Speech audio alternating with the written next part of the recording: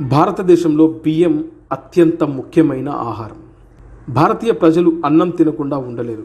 రోజుకు ఒక్కసారైనా అన్నం తినాలి, లేకపోతే ఆకలి ఉండదు. ఇలాంటి అన్నం సాధారణంగా మధ్యాహ్నానికి వండుకొని తింటారు. బహుశా మధ్యాహ్నం వండిన అన్నం మిగిలి ఉంటే రాత్రిపూట తింటాం. అయితే రాత్రిపూట అన్నం తినకూడదనే అభిప్రాయం ప్రజల్లో ఉంది. ఇది నిజమా?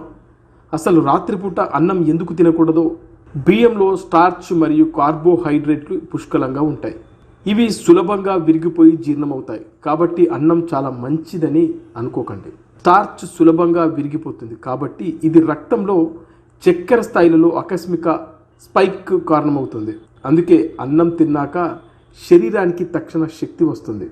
ఇదే సమయంలో బియ్యం కార్బోహైడ్రేట్ల రూపంలో క్యాలరీలు ఎక్కువగా ఉంటుంది. ఈ కార్బోహైడ్రేట్లను శరీరం సరిగ్గా ఉపయోగించుకోకపోతే అది శరీరంలో కొవ్వుగా నిల్వ చేయబడుతుంది మరియు